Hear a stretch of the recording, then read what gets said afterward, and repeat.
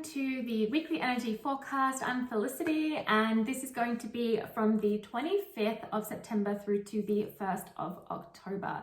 So I hope that you guys are well. Now we do have a full moon in the sign of Aries this week, okay? So just keep that in mind. The energy might be feeling all sorts of different things for yourself, all right?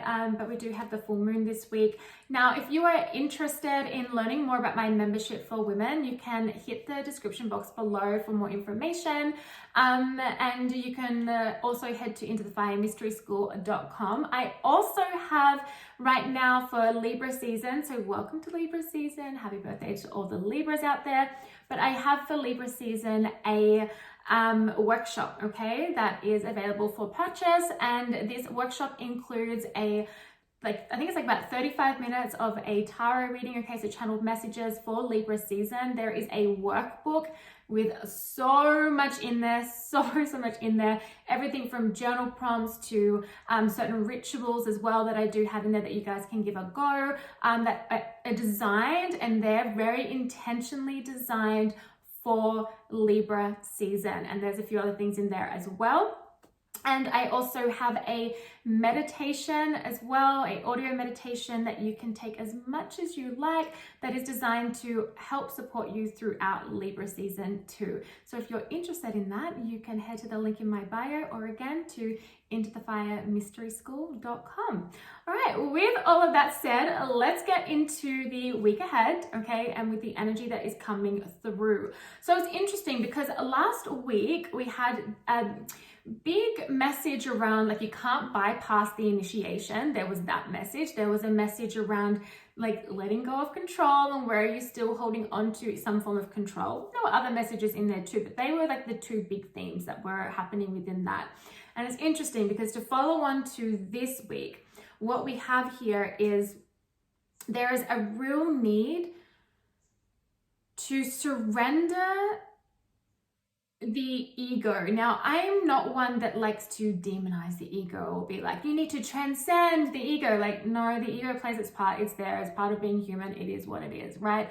However, when I say surrender the ego, I mean like surrender those fears, those limiting beliefs, that part of yourself, which is the ego, that is trying to keep you safe, because that's its job. It's like, don't die, stay alive. It's trying to keep you safe, right? And so when we get our subconscious involved with all those limiting beliefs or the conditioning or the programming, we can find ourselves during a period of change, or during a period of an up level, or moving into a new chapter, or knowing the need to let go, or we're in transition, or we're in the void. What can happen is our ego can go into overdrive, and we get a lot of those fears showing up. We can feel anxious, we can feel exhausted, we can procrastinate, okay, which is just another form of trying to keep you safe. Your body and your mind is like, stay safe, procrastinate, okay? It's not about being lazy, but we can do that, and we can resist this change. And the resisting comes from fear. And that tends to be the fear of the unknown. It tends to be the fear of uncertainty. It sometimes also tends to be the fear of, I have to make this decision in order to get here. And this is where my soul is calling me towards. It feels so aligned. It feels so right.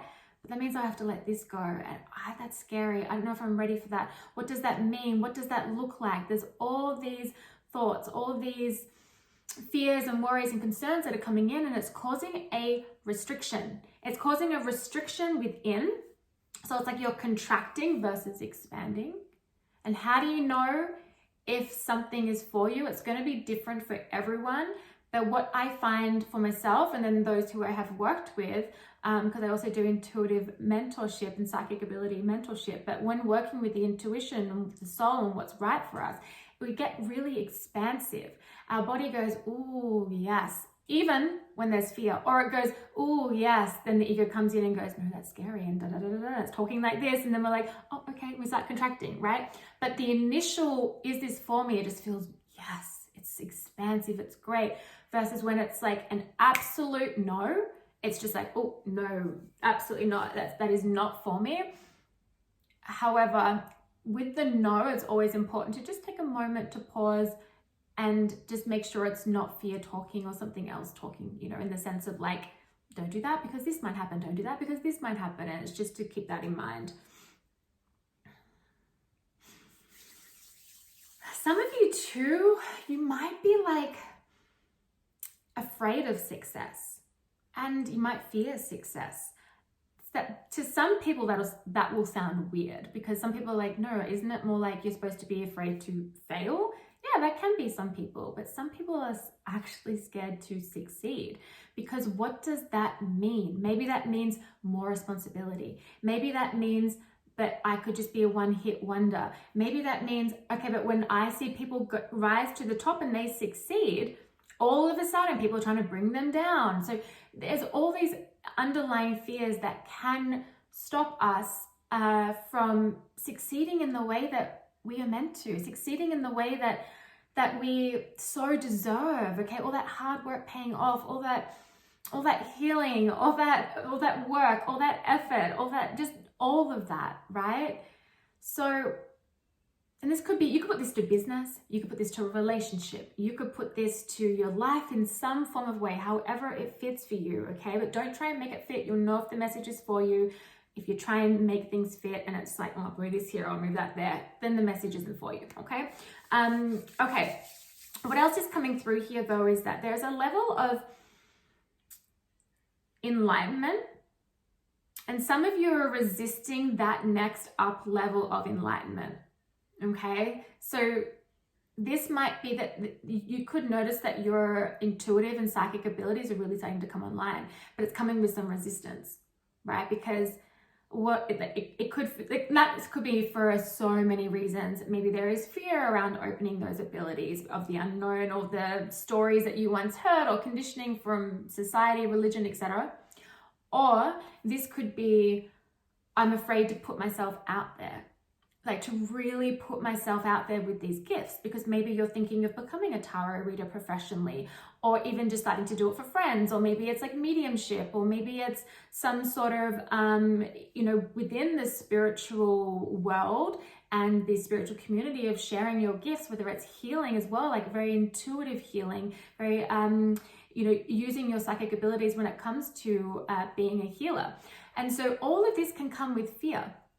Unknown, uncertainty. Am I going to be judged? Am I going to be ridiculed? Am I going to be persecuted? Especially if you hold a witch wound, okay? It's something that at the end of the day, because look, I went through all of that myself.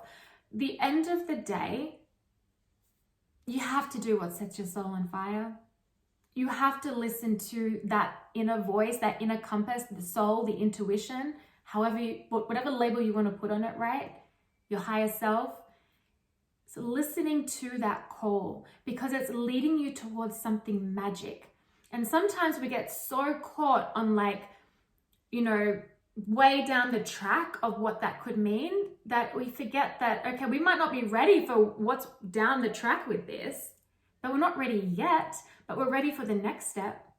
And then eventually we'll take one more step and one more step and one more step, and then we will meet that end part, or that bigger part, shall I call it, and we'll be ready for it, okay? Because we took the little steps in between. Again, that's the initiation that kind of came through in last week's reading.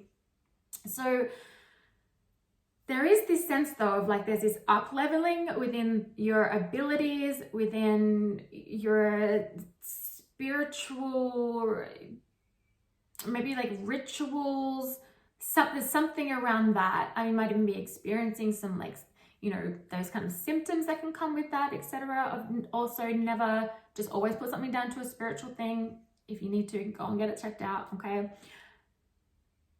But there's this call here for success. It's like success is yours. You will thrive. If you feel like you're not thriving yet, you will thrive. Your business will thrive. Your relationship can thrive. The connections you have can thrive. Your life can thrive. Don't let the ego, the fear, the sense of needing to be safe in your comfort zone deter you from really putting yourself out there, from really giving everything your full effort. Okay, giving everything 100%. We can't give 100% of our effort to a relationship and only 25% to business and expect that the business is going to be probably as good as the relationship, right? Or sometimes what we can find in life is that we put in like a small amount of effort into everything, and then we're like, oh God, nothing's working. Nothing's like working out in my favor. This isn't happening. That's not happening. Well, how much effort are we putting into things? We have to ask ourselves this. How much effort are we putting into things? And if we're putting a lot of effort into something and it's just not moving, it's not happening, there is just nothing being returned, and we're just getting tired and depleted and exhausted, then we have to reevaluate. Maybe this isn't really for me. Maybe I'm meant to course correct. Maybe this relationship isn't for me. Maybe this friendship's not for me. Maybe this offering in business that I have, I've outgrown. Like whatever it is, sometimes we just need to get a little bit curious, okay? It's not about being impulsive and making a really impulsive decision. It's just like, let me get curious here. Let me get curious. Okay, I'm gonna pull a few cards. I'm gonna go straight into the tarot, just keeping an eye on time here. Okay. If you're interested, I'm using the Modern Witch Tarot. Yes, Modern Witch Tarot. It's one of my favorite decks. Guys, the Six of Wands, victory, success. Now, what I will say here, right, is because so many people can be on different timelines and different areas as I'm talking about this. So you may be like, oh, I resonate with this reading, but more like a month ago, 2 months ago, 3 months ago. The message is still for you here. What that is then letting you know is that you've been through all of that. So you're soon to see that success, that thriving. Now, what I want to mention here is that sometimes after a period of a really difficult time, okay, or if we're just used to things not working out, or we're used to chaos, or whatever it is, right? When we start to feel peace, or we start to experience the success we've been desiring, we're really thriving in all areas of our life, we can get a little nervous. Something can kick in, which tends to come from the ego of, careful now, the rug's gonna be pulled from underneath you. This peace isn't gonna last long. Success isn't going to last long. Something bad's going to happen soon. Something's going to stop this. We can literally, the ego can start to tell us this, and then we go, oh my God, and then we can self-sabotage. So if you're experiencing thriving right now, if you're experiencing peace, if you're experiencing joy, fucking enjoy it, okay? And do not allow those fears, those thoughts to come in, all right? Okay, what else, please? This week ahead. Seven of Wands and the Four of Wands. Okay, the Eight of Cups on the bottom, the underlying energy here. This is either past energy or energy that's currently kind of lurking behind the scenes, behind the veil, behind the curtain. And this is that underlying energy of what's not serving you, walking away from what's not serving you, letting go of old situations, letting go of the baggage that isn't yours, letting go of responsibilities that aren't yours, letting go of the feeling the need to control, letting go of those expectations on when things should happen to you, because there is a big thing coming through of divine timing, okay? Maybe needing to surrender to divine timing. But there's also this energy too of like maybe some emotional withdrawal. Maybe you feel emotionally withdrawn. Maybe someone close to you feels emotionally withdrawn from you, and you could be hurting over that, or they could be hurting that you're doing that. Maybe there's some communication that's needed. That feels a bit more specific. It might be for one of you, okay? Just take that if it resonates. But I have the Seven of Wands and the Four of Wands. The Seven of Wands is like overcoming obstacles, okay? It's also overcoming like different opinions coming at you, and like just being like, everyone just stop it. Stop your opinion, stop your opinion, stop your opinion, especially when you don't ask for it. And then just going within, like, I'm going to do what is right for my soul. I'm going to do that. But this can also represent like fighting off your fears, okay? Fighting off those fears that we spoke about earlier, or any others that are lurking around, because what wants to come through here is a beautiful manifestation. The Four of Wands represents stability, a really strong foundation. It represents a union. So it could be a union between you and another. It also represents celebration, again, manifestation. It's the 1111 card. This also represents a time of harvest, a time of abundance. Like there's just this really beautiful energy here. So what is coming through, guys, for this week is there is success, thriving, there is abundance, there is incredible stuff that is either going to be coming in really soon for you, or it is going to come in, okay, when the time, like this timing thing. But don't allow the ego to get in the way to stop you from experiencing this too. Like, don't resist what's coming in. See you next week.